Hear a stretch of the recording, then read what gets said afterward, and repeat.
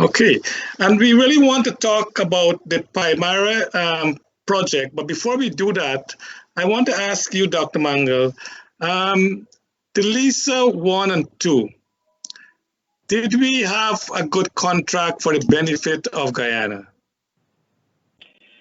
Yeah. So the contract is not actually for Lisa 1 or 2 or Payara. The contract is for the Stabroek Block. So the contract is for the whole block. And the problem is it's a huge block. It's unusually huge. And that kind of makes it more difficult for Guyana. So on that Stabroek Block contract, we did not sign a good deal. It's atrocious. It's actually, people in the industry and then people who know about oil and gas, they are amazed by it. It looks like something out of the 1970s. Obviously Exxon will say it's a great contract. Those who are benefiting from it will say it's a great contract. But independent people will criticize that contract. It's not a good contract. Can we negotiate any part of that contract? As a matter of fact, right now, as we speak, there is the OGGN group that is spearheading a signature campaign to send to the government of Guyana to even the Payara contract to renegotiate the production agreement for Lisa 1 and 2. In your professional judgment, what part of that production agreement that we have signed, that Mr. Trotman signed, can be renegotiated for the benefit of Guyanese? Yeah, so, what are the reasons for renegotiation? First of all, it's the commercial terms. We are losing out tremendously on, say, the royalty. It's 2% or less than 2%. It should be more like 10 to 15%, 20%. We're not, Exxon does not pay tax. We're paying tax to Exxon. So overall, the contract is very much against Guyana and totally in favor of Exxon. So they're the terms of the contract. The other thing we need to look at is the situation in which that contract was signed. I believe President Granger didn't even know the contract was signed and so my understanding is it was like secret. It was kind of hidden. And you have to recall that when people were asking, and I was asking back in 2017 about the contract, they were pretending, there's no new contract. We just tweaked some things in the old contract. We just tweaked. I think Trotman, you can say it. You can probably find Trotman saying that in the paper somewhere that they tweaked it. Well, no, it's a completely new contract, and the old contract had actually expired. So Guyana was in an extremely strong position because Exxon had already drilled a well, and the contract had expired. So Guyana had all the leverage, all the power in 2016. But the government secretly went and renegotiated and rushed to do a new contract. And I found out about it in 2017. When I started advising the president, I did not know there was a new contract. The president, my terms of what I would do with the president, I specified I will push for a new contract. I will help with the renegotiation. So when I started and Exxon told me, we already have the contract signed, that was a shock to me and a shock to the president as well. So it's not only, the financial part of the contract, it's also the situation and the conditions in which that contract was signed. Chris Ram would probably tell you there are strong legal grounds to go and challenge that contract. So it's quite similar to what I advised the previous administration. When I joined, they were working on Liza 1. And then that got approved. And they did an awful job reviewing the FDP, the Field Development Plan. But anyway, they went and approved it. After that, I told them, do not approve Liza 2. We need, we're going to get some oil from Liza 1. Are we going to get work? Are we going to get, let's stop now and focus on Liza 2 and use it as leverage, because that's the only leverage we have against Exxon. Use Liza 2 approval as leverage to get a better deal from Exxon. Well, they didn't listen to me. So then they went and approved Liza 2. Again, they didn't really review the field development plan or anything. Now the new administration has Payara. Luckily, the last administration didn't go and rush on Payara just before the election. So the new administration has a great opportunity before it. The new administration has the ability to use the approval as Payara as leverage to get a better deal for Guyana. Absolutely. And my presentation to Cabinet, when I started advising Granger in 2017, that is exactly what I said. We need to isolate and insulate this industry from politics. Politicians think 5 years. They can't think beyond 5 years. Nothing wrong with that.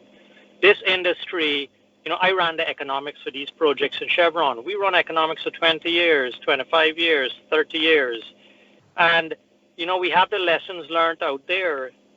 Colombia, Mexico, they used to have politicians running everything. And their production started to go down. Look at Venezuela. Yeah. So you can't run this type of industry with politicians. You got to set up kind of multi-stakeholder independent groups. And of course, you can have a couple of politicians there. But the politicians cannot be the ultimate decision makers. And that's the problem I had with the Petroleum Commission bill. One of my focus items as well, Granger, was stopping that Petroleum Commission bill. And Nick, you may have been in, I don't know if you were in the PSC or one of those organizations back then, but they commented on the Petroleum Commission bill, all the stakeholders in Guyana, and all the comments were the same. Highly critical of the Petroleum Commission bill back because it made the time it all power, and you don't want a politician having that power. So we have to insulate the industry from the politicians. Otherwise, it's not going to work. We were all very hopeful. We went through a lot with Reagan, the 5 months of Reagan, and we are all really, hopeful that this is, we're going to see some change. But, I think we have to accept this is Guyana, and it's still early days yet. It's only a couple of weeks. But for this government to do the right thing, they have to behave in a very different way than they usually behave. It's not about party, it's about country. It's not about 5 years, it's about 5 years. So it takes a complete shift in mindset. And I don't know if they recognize that or if they have, they're prepared to do that. So the thing about the oil industry and which makes a success or a failure is people. It's not the oil itself. It's getting the right people and looking long term and having the right policies and rules and regulations. And it's really the people that will make or break whether we can succeed with this oil or not. So there's a lot of opportunity with a Ministry of Energy. So I hope the new administration, goes that way. They've now said they're going to put it back in the natural resources, but I hope they set up a Ministry of Energy. On the Petroleum Commission, we need independent regulatory bodies. Guyana think, Petroleum Commission, that's a solution to everything. Well, it's not, First of all, we need an umbrella framework. We still don't have the umbrella oil and gas framework. We have that Petroleum Act, which is really old, and some other things which are really old. All of that needs to be updated. And so we need this umbrella that can handle oil and gas, and then these things which fit into it and under it, like the Petroleum Commission. And there'll be other bodies as well which are needed. It's not just, the Petroleum Commission is not a panacea, it's not a silver bullet. We will need other independent kind of regulatory type bodies handling different aspects of the industry. So I mentioned Colombia and Mexico, where they had their governments running the industry, and then they switched to more of a kind of independent commission. let's see. I think most places, well-run places have, like the U.S., UK, Norway, there is independence there, technocrats. Now, they go under different names. It's not like Petroleum Commission. They will have different names, these bodies. But the thing is regulation. Regulating the production operations, regulating the award of contracts, regulating, the leases. So these are all parts of the regulatory environment and framework. And I think in most countries that are successful with oil and gas, you'll see that those bodies are usually somewhat independent or mostly independent. So that's where a renegotiation and a comprehensive renegotiation is needed. And, it's best to do these things early, not leave them to fester, because then it just becomes more difficult. This renegotiation should have happened a couple of years ago. Well, I hope that the new administration, does see it as a need. So the earlier the better. And, those items you mentioned, they're all critical. Natural gas is especially important because, I know natural gas well. A number of my projects were gas-to-power projects. I know countries push oil companies hard around the world to get that gas to shore. And it's easier for the oil companies just to burn it or push it back into the ground because gas is a hassle. It's difficult to get it to market, and the price is really low. But that's the view of the oil companies. But the view of the countries should be different, and is usually always different. I'm surprised by Guyana. But natural gas, the countries usually push for that gas to come to shore because you can do a lot of things with it. And, we could, for example, the approval of Liza 2.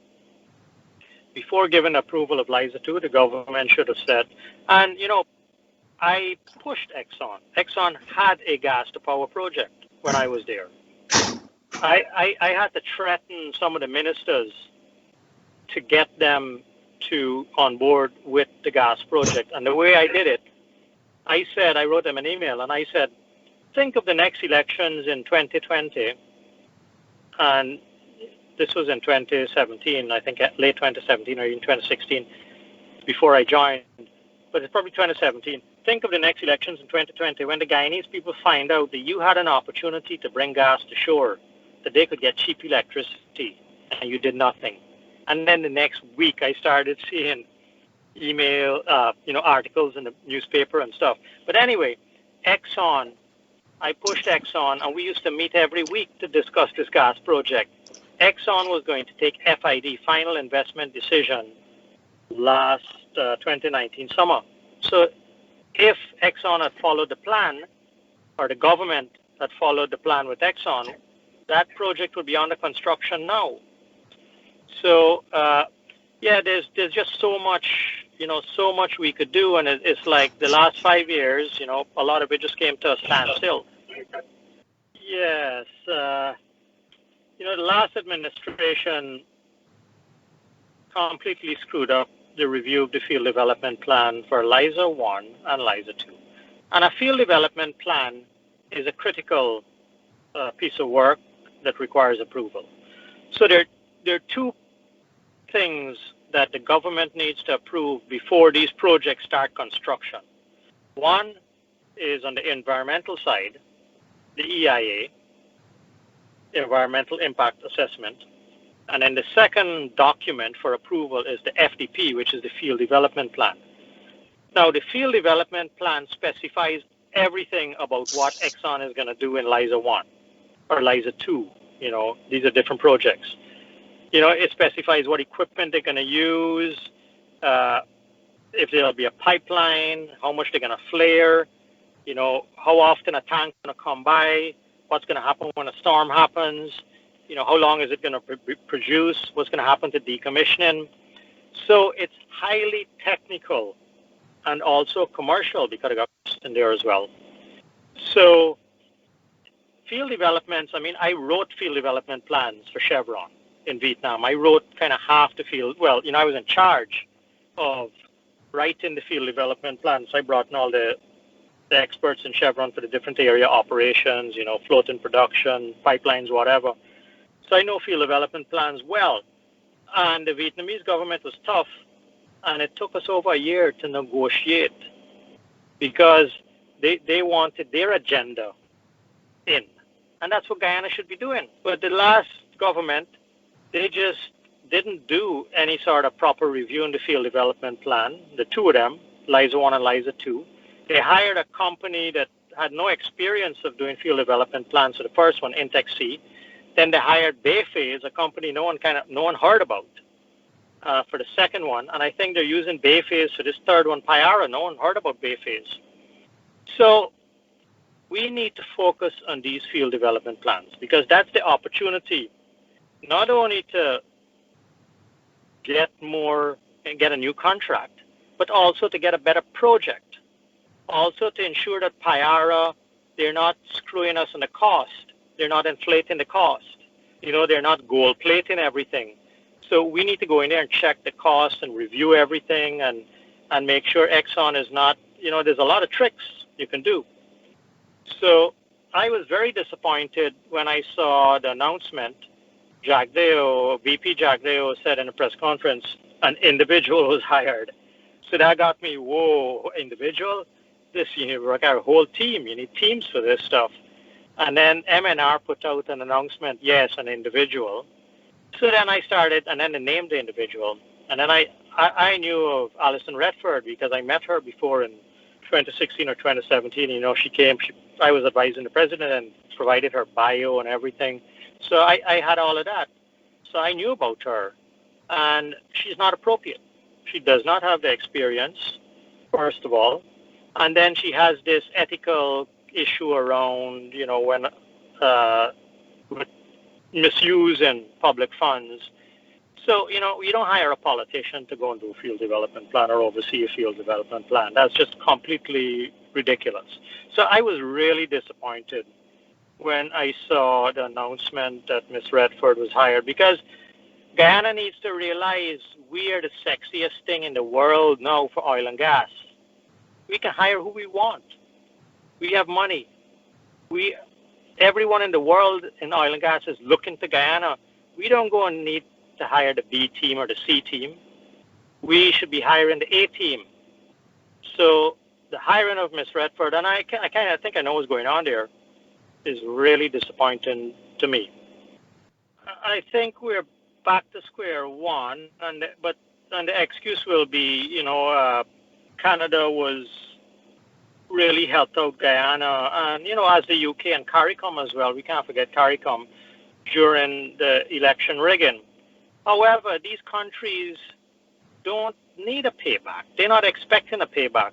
These countries would just be happy for Guyana to be democratic and for Guyana to have a fair and level playing field for work so that their companies can come and get work in Guyana.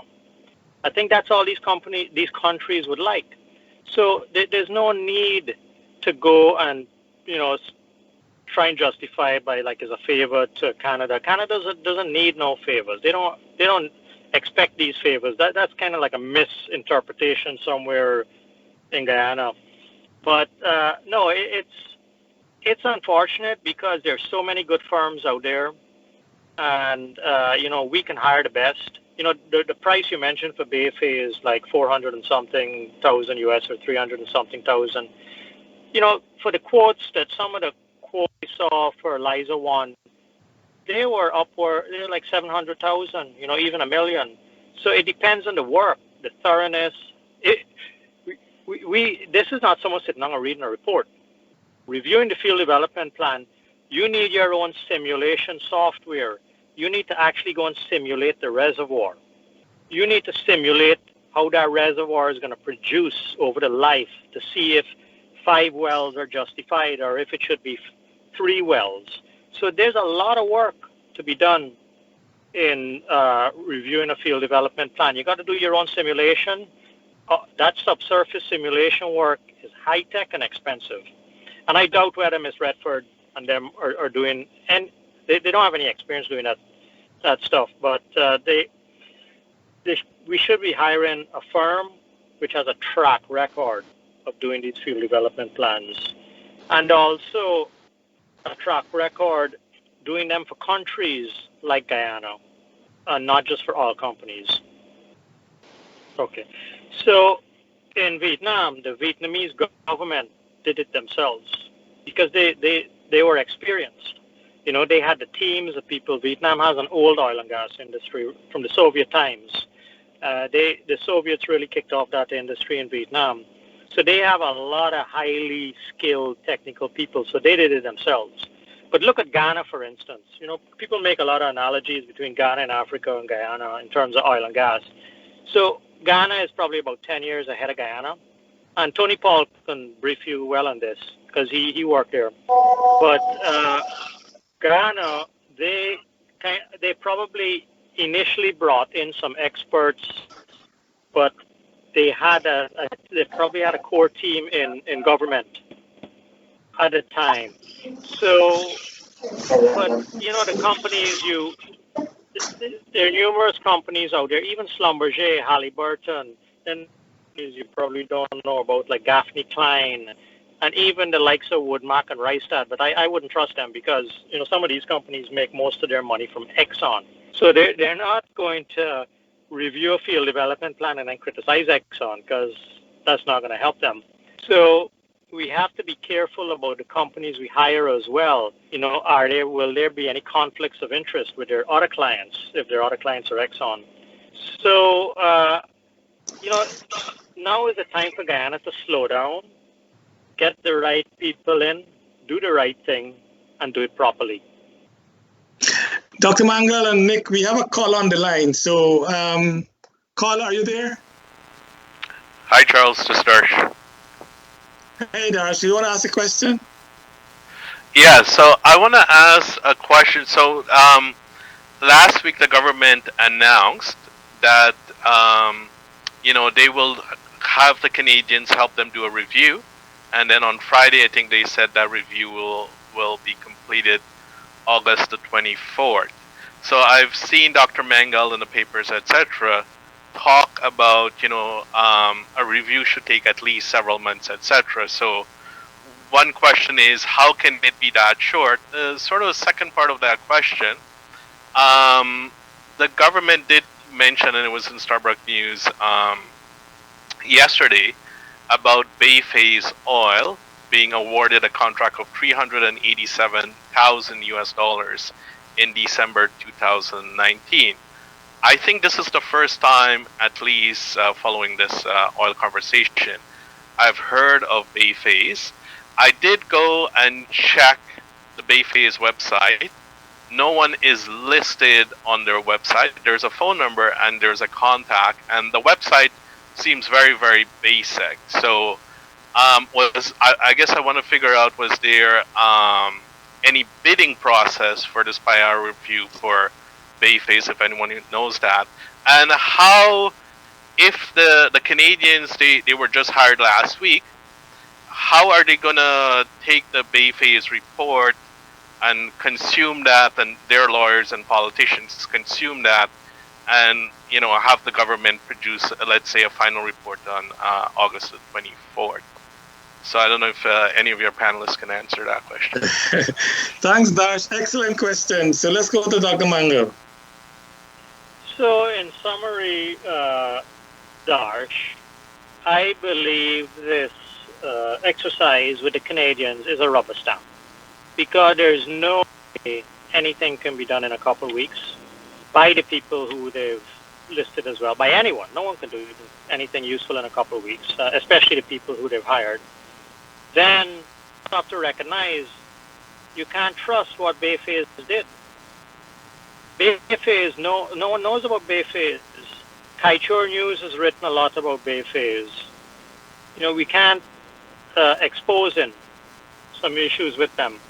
So we can't assume, oh, Bayphase has done a thorough piece of work and then we're just now going to come and check it. No. you got to assume that that work is compromised and it's probably of extremely low quality. That's what you got to assume going in. So my worry is this exercise with the Canadians is purely a rubber stamp by the new administration to say, oh, we went and checked Payara, is okay, we can approve it quick and move on, without actually checking anything, without actually using Payara as leverage to get a better deal against Exxon. So that's my worry. So this is a narrative that was being pushed from the start, that Guyana needs to rush and produce its oil before the oil disappears. And that's, I believe, Exxon is behind pushing that narrative locally, that Guyana, don't worry with the new contract, don't worry, just take what you get and produce it quick because it's all going to go away anyway. And you know what? Exxon is telling their shareholders in New York City the exact opposite of that. They're telling their shareholders in New York, oil will be here forever. Please invest in us. As a company, we are not going away. We always need oil. So it's a clear contradiction and lie there being told. We don't have to worry about investors running away. This is a narrative that they spin all the time in countries like Guyana that, if you challenge us in the negotiation, we'll run away. No. Exxon is not the only oil company in the world. There are many others. If Exxon decides to walk away, we can find many other companies. But Exxon is going nowhere. Don't believe them. They'll say they're going, but they ain't going anywhere. Guyana, the amount of money Exxon is making in Guyana is Exxon's future. Exxon is completely dependent on Guyana. And even if we take that 55 billion back, Exxon is still going to be making a profit in Guyana to keep that company successful and going. So Exxon is not going anywhere. Let's not buy into that narrative that they're pushing. Because the easy route for the government is to renegotiate. That is the default. That is easy to do. The more difficult thing for the government to do, and which is better for the country, is to renegotiate. So the government will take the path of least resistance unless they're forced somehow to take the other path. As I said, when I was the first government official to criticize the contract, and I did that at UG, probably in late 2017, and Harman came out the same night with a press release saying, Jan Mangle does not talk for President Granger or the government, and of course I don't, as I did at the time. But they seem so sure that, someone in negotiation, but we need call-in. More people need to be call-in. More people need to be put in pressure because the government will take part of least resistance. And I think for them, that is no renegotiation. And the way they'll justify it, they'll say, let's just do this third one. And then the fourth one, we'll renegotiate on that. But that's not going to happen. And we don't need this third project in any rush. We have Liza 1. We got Liza 2. That's going to be over 300,000 barrels a day. That's much more than, that's such a huge injection to us and our economy. And there's no need to bump it up with Payara to 700 or whatever thousand barrels per day. So we should use Payara to get a better deal, the approval of Payara as leverage to get a better deal. But we got to pressure the government. We know from experience, Exxon bribed their way through many countries around the world. And they have seen Guyana is ripe for taking bribe. That part seems to be part of our DNA. So they know the Guyanese politicians very well. And the thing is, if the PPP fall to the same trap as the previous administration, then we are really, really cooked, and the Guyanese people will forever, as someone says, will forever be with a begging bowl. Dan, you want to say something? Yeah. So, this has always been my approach. For me, the big frame is Guyana is a test case to prove to the world that oil and gas can be done well. We don't have to end up like Nigeria or Venezuela next door, Trinidad. We started from scratch. We can do it well. We can do it differently. We can do it so it's sustainable, win-win for oil company and country. Right now, it is not a win-win. Right now, the contract is hugely lopsided in favor of the oil company. So for long-term sustainability, and this is what, my presentations to the former government, this is how I would kind of spin it. For long-term sustainability, we need to get to this win-win scenario and do it now. And once we get there, that's it. Done. We're not going back after Exxon all the time. You can actually, at that point, you can make the terms fixed by Parliament, that you need a 2/3 majority in Parliament to change the terms. And you could just have, say, one term that's flexible that you can negotiate on in the future. But you can fix most of the terms in Parliament to give, the investor community some confidence. But on the referendum, I would say that's going to be a bit, I see the point there, but, you can see the situation in Guyana where the opposition are going to say, yes, renegotiation, because they know it's going to be tough for the government that's in power. And then the supporters of the government in power will say, no renegotiation, because, they don't want to make it tough for their government. So that's where the politics of Guyana might, play into that. So I wouldn't, the way these negotiations go, it's not the end of the world. After the negotiation, everybody's going to be smiling. Best friends. But before, when you're doing the negotiation, it's going to be tough, and they're going to a lot of, bad words and stuff. But afterwards, everybody will be happy. There's a lot of money on the table there, $55 billion. Exxon is waiting for Guyana to come. Are they going to give it up easy? No, they're going to fight. But we need to try and go and get that. And by one thing we need to do to try and get that is not approve Payara. That's the only leverage we have.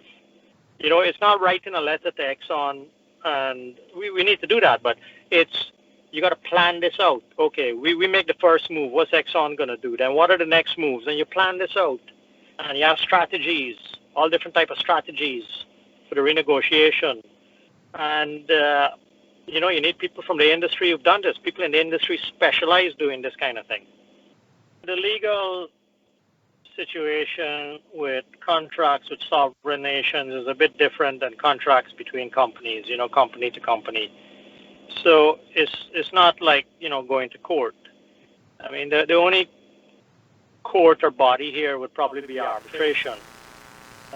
Wherever that lies, this type of contract with a sovereign country like Guyana and a company is a real kind of high stakes negotiation. It's like chess, and you got to plan out all your moves, and that's why approval of Payara is a key piece. And obviously, it helps to have some legal stuff, like the Chris Ram stuff, and all of that analysis on the contract, and the flaws and some illegalities as well. That everything gives you justification. And then just the fact that the contract is so lopsided as well is justification. So it's not as easy as, say, going to court. Gentlemen, we have another person. He's being a fierce fight against this current arrangement. So, Doc, welcome on board.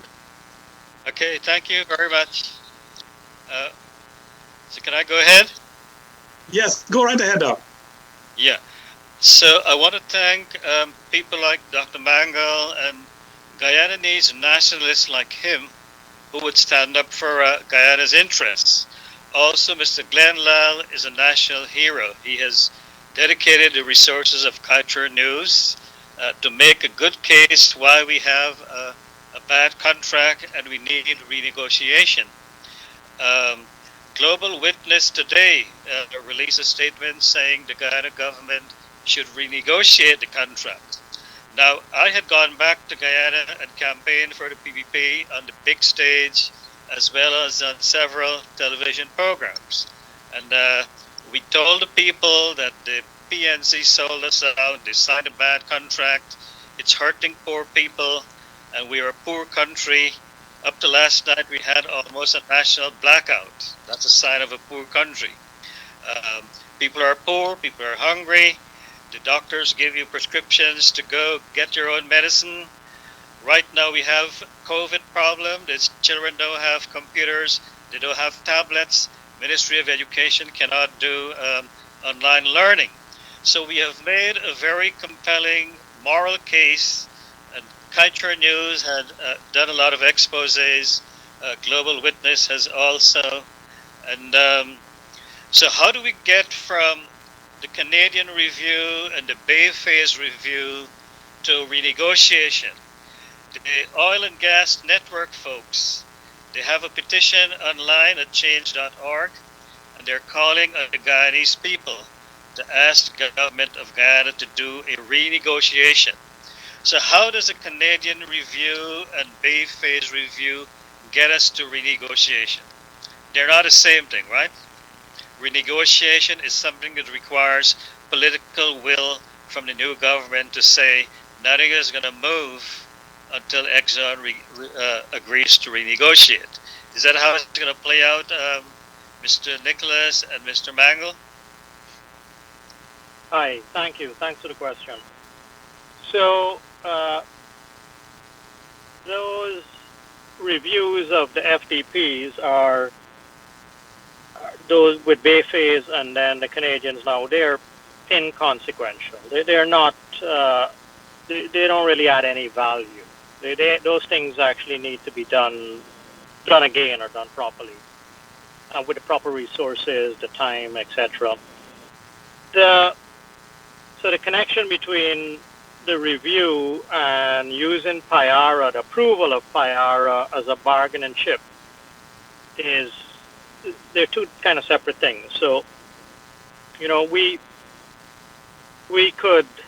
There are many things we could use to justify not approving Payara, and you know, the main thing would be the contract, just the terms of the contract, the unfair deal, also the circumstances around the signing of the contract. You know, the actual legality of it, that can be used. So we have many, you know, lots of ammunition as a country that we can use to say we're not approving Payara and we're going to, until we get a new contract and a better deal. So to answer your question simply, I don't think the connection, there isn't really a connection to the current reviews and the approval of Payara and using it to get a better deal. So we're asking for renegotiation. And the government say we're doing a review by this Canadian company. We're not on the same page. We need a government to say we are having this review and we are committed to renegotiating this contract. And that's why, Doc, this petition that you have initiated with OGGN, it's online. We're asking all our viewers to please go to OGGN website and sign that petition. It's on Facebook as well, so we can submit that to the Government of Guyana, ask them to renegotiate this contract. It's really, really a bad contract. Nick, you want to come in there to Dr. Jerry question? As a negotiator, if you send weak signals up front, then you're going to be looked at as a weak negotiator. If you send strong signals up front, you're going to be looked at as a strong negotiator, and companies are going to adjust tactics up front, and so they understand your style. So the government has to decide what is its style going to be. So the opportunity for Guyanese to work is not oil and gas. You know, if we got a decent revenue, if we got that $55 billion back, what we are doing in effect is building a whole new country from scratch. Guyana is going to have to look like Singapore or something like that. You know, we have to build a whole new country. So we need civil engineers, we need doctors, we need nurses, we need teachers, we need the business people. We need thousands and thousands and thousands of people that we don't have. We don't have enough people to build Guyana up to what it should be. So we're going to have to, Guyanese shouldn't be worried about jobs. With the natural gas, what I was pushing was set up an industrial zone close to where the gas will come ashore and to build a deep water port and then to have a route to Brazil on the backside and to attract some Brazilian firms from Manaus. Each of those firms comes up and they get cheap electricity. You're talking 10,000 people in one factory. So, we got workers from all over the place. We shouldn't focus on the oil and gas jobs. The opportunity for Guyana is getting the revenue we deserve, the $55 billion, and building a whole new country, a spanking new country. When you walk along, you think behind Stabroek Market is a mess and stuff and it's smelly and dirty. That should be like walking down the river walk in Singapore, with restaurants all the way, with nice boats and stuff and families out, walking all the way from Stabroek all the way around by Pegasus and all the way. You're talking a whole new beautiful country where everyone is included. Jobs, there'll just be too many jobs. So let's not focus on oil and gas. But I know for Nick, as a businessman, he has to focus on oil and gas, not a businessman, and we want Guyanese to be in oil and gas. And there are opportunities there. But I'm sure if we got the $55 billion, Nick would probably be branching into a lot of other industries than just oil and gas. Probably my first foray into oil and gas was during my undergraduate course at Edinburgh University in Scotland, where I was sponsored by the Society for Underwater Technology. I was probably one of the first set of students to be sponsored by them. And they're one of the main kind of industry bodies in the UK, mainly technical and also policy. So I got interested in oil and gas in my undergraduate, and I worked offshore as well in the North Sea. During that time, mainly as a deckhand, just to get some money during the summer. And then when I finished Edinburgh, I went to Oxford to do a PhD. And my PhD was in oil and gas. I was looking at the foundations of platforms in a Norwegian sector. So we were doing experiments on a new type of foundation, which platforms would sit on in the sea. So then, in terms of that's my education. In terms of industry, my oil and gas work was mainly with Chevron. Chevron is a large oil and gas company, similar to Exxon, another major oil and gas company. I worked in Houston for 7 years with Chevron, 3 different jobs. Then I went overseas, mainly Asia, but I also worked West Africa. So what did I do at Chevron? I was an internal expert in Chevron for offshore foundations, mainly for floating systems around the world. That took me to Angola, some work in Angola. Then I went to a Nigerian project where I was civil structural discipline lead for a refinery. We were building a refinery in the Niger Delta. And that started as a $1.9 billion project, but ended up years after I left as a $10 billion project. So it shows how these projects, have huge overruns. But after that Nigerian refinery project, then I went into the internal kind of head office of Chevron. I became really interested in investment analysis and decision analysis and economics. And so I was on a group in kind of head office of Chevron where we looked at all the projects around the world and looked at their economics. Should we invest? Because like Exxon and Guyana, they can't invest in all of their projects around the world. They prioritize the top best projects and then fund those. So that's kind of what I was doing in my third job at Chevron. Then I went to Vietnam for a gas project where we were going gas offshore, build a 600-kilometer pipeline, and also build a power plant. And I was in charge of all the local stuff in the country, all the infrastructure, shore base, because for Chevron, we were going into Vietnam for the first time, so we had nothing. So I had to build a port. I had to set up the warehouses. I had to organize all the vessels, the marine work, the aviation as well, the helicopter. Then after that, I went to the Philippines where I was project manager for an existing asset. So an asset that was already producing gas into the Philippines. And that was a critical asset for the Philippines. It provided about 40% of the electricity to the island of Luzon, which I think has like tens of millions, probably 40 or 60 million. There I was a project manager for direct responsibility for 500 million for a new platform and 2 new deep water wells.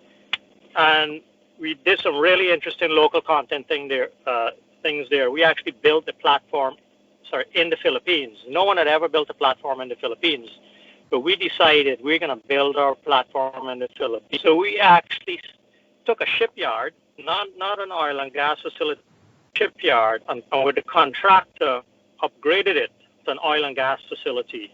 We trained 4,000 workers.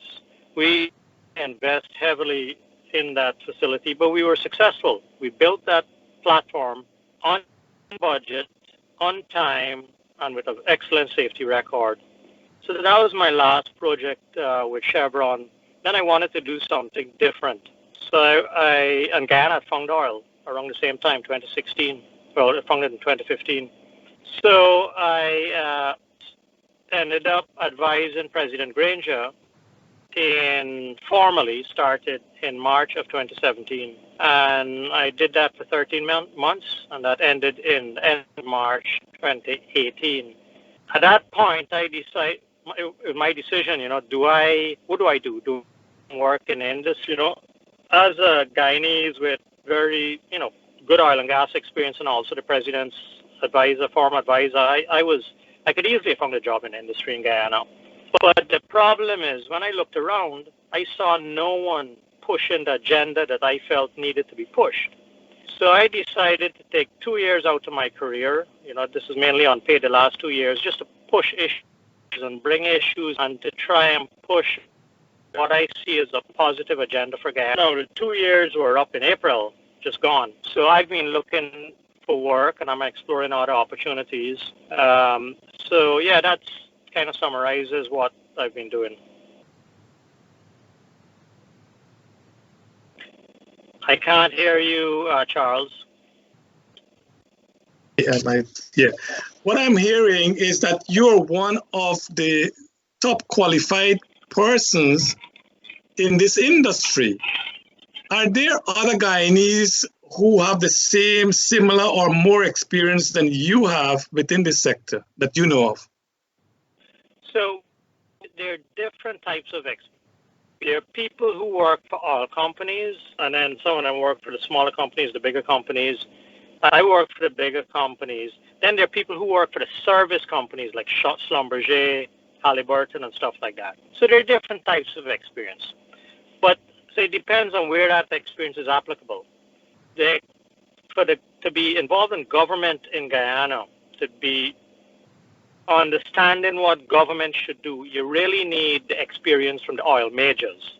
Like ideally, we need people who work for Shell, Exxon, Chevron, all the big companies, and worked around the world and all associated with governments in those jobs. So they know when they come to work for Guyana on the other side of the fence, they know exactly what the oil companies are thinking.